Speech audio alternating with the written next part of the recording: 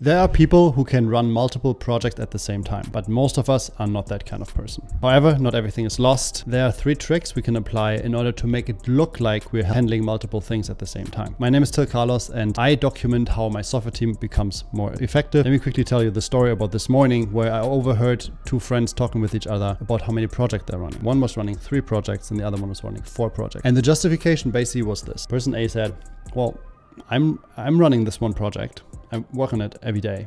And once I get demotivated, once I'm tired of it, then I'm going to switch to the next thing.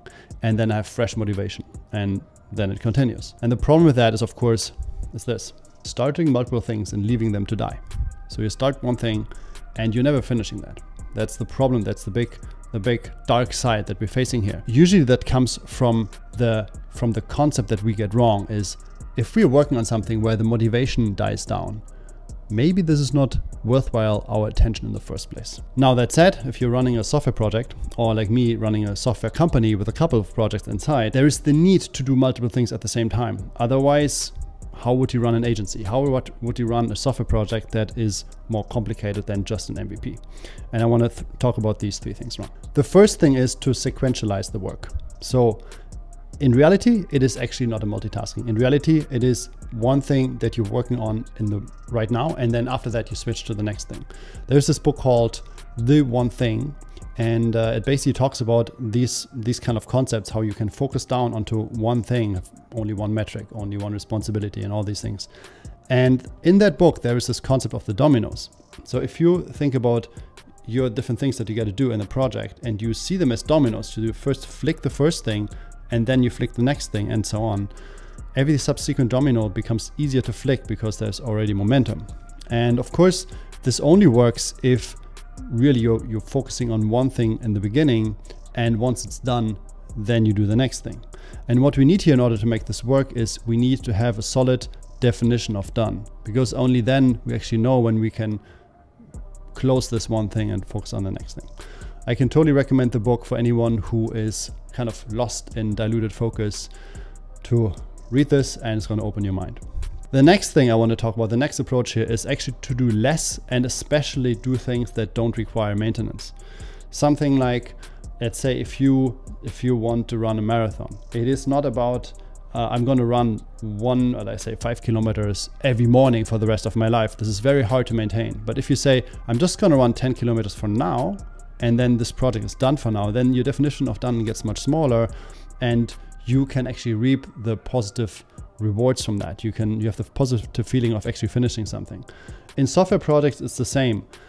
We should make sure that what we are shipping is actually getting finished and is actually small and ideally doesn't require maintenance. So let's say you finish a feature with your team. It is important that the client actually signs off on that, and that the client says, okay, it's done now.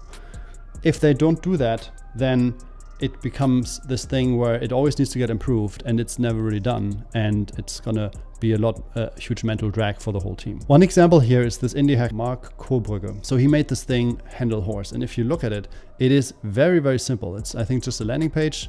Yeah, and even the login is super simple. I have my own login here. Let me open it. So this is how it looks when you're logged in. It is just a monitoring software for Twitter. So once your username becomes available, you can claim it. And there is basically just one thing you can do. It's just set the frequency up. And if you do hourly, I think they're going to charge money for it. Yeah. It's a super simple app. And the great thing is it works once. It is done. It is online. And now it makes them 3,000 every month. What I like about it is that everything is so simple that it's just very easy to ship such a thing and be done with that, and probably doesn't require any maintenance. So if we look into our software features, it's the same thing there. Just need to make the specs smaller and give people the quick win early, so they can finish something, some set of things in a feature, in a merge request, and something that goes on production. The client signs off with it, and then you take that motivation, go to the next thing. So make specifications simpler and ship them faster.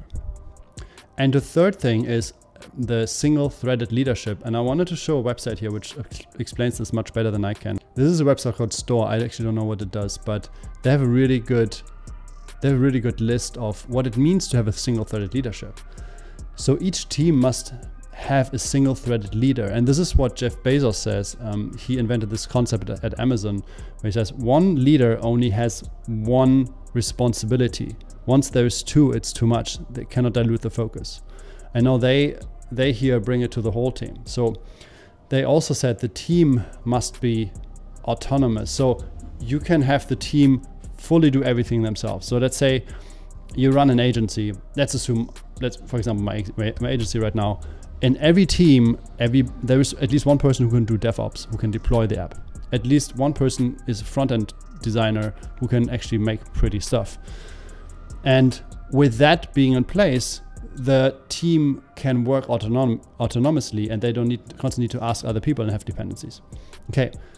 And then we have that stuff that was explained in high output management earlier. Every team must have a clear metrics, clear KPIs that they work for, and then also need to have a well-defined purpose. So those things, they look totally obvious, but even in well-run software teams with a couple of people, even like up to 10 people, often that's not the case. They know, yeah, we need to ship this, there's a deadline, but there's no clear purpose. So talking about this and repeating the purpose is, I think, something that every project manager should do more. If you like this kind of stuff, we have another project documented, and we document how we do this here on this channel, and you will find the videos up there.